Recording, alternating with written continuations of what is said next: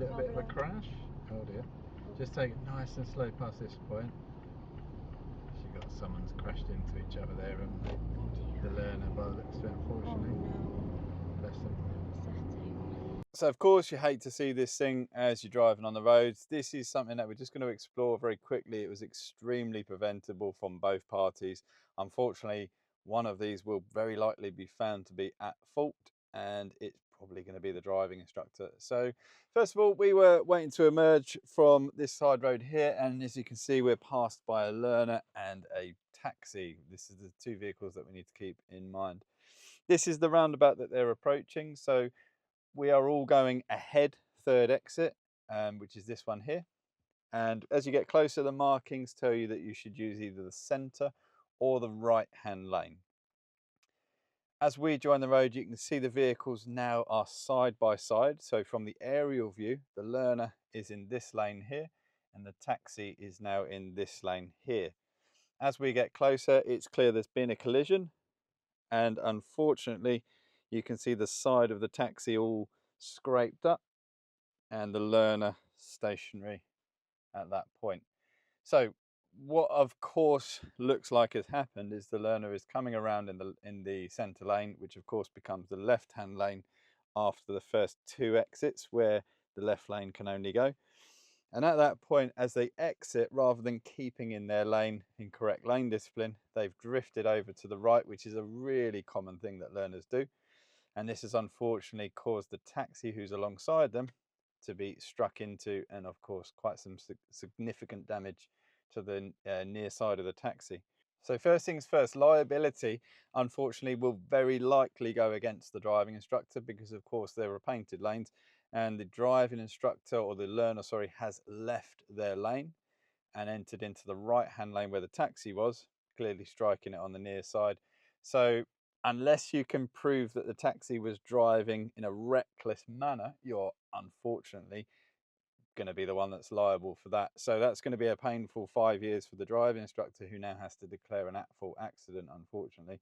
If there is anyone that sees that differently in terms of liability, obviously do let me know. I'm happy to be corrected. The key for this for me, so first of all, from the driving instructor's point of view, they did have a green badge in the window, which means they are a fully qualified driving instructor. This doesn't mean they have a wealth of experience. They could be newish to the job, and unfortunately this is a really steep learning curve potentially for this driving instructor.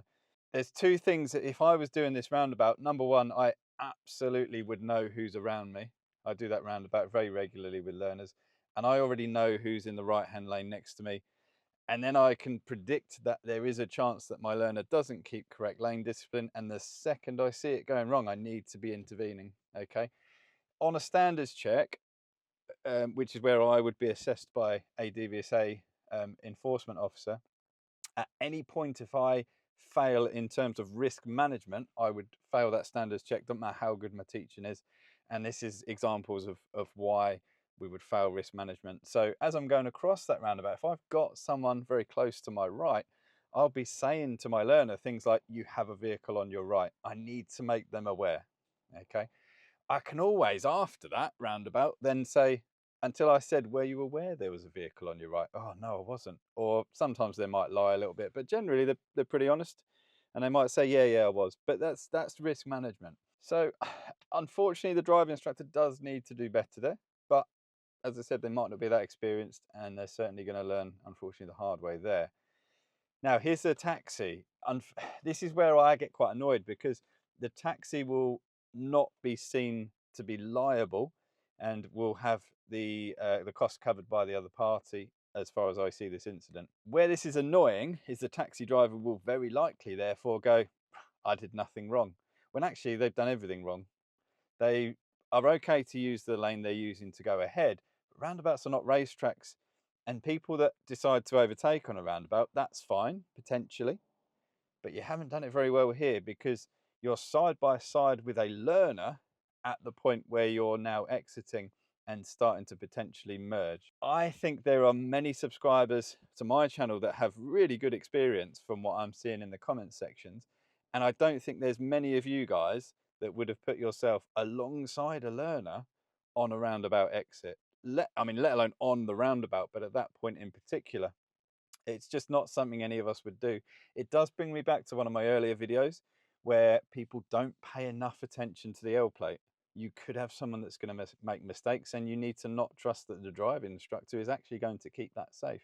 They might not. It's zombie driving. It's just, I want to get past this person, and not thinking about a very easy to predict thing. So it's very easy to predict that that learner may not keep in the lane properly as they exit. So you should be staggering yourself to create that space in case that happens. That would have prevented the whole incident, the loss of earnings for that day, etc., however long it's going to take. But again, it just annoys me that a taxi driver will probably see they've done nothing wrong when actually they could have prevented the incident exactly the same as the driving instructor.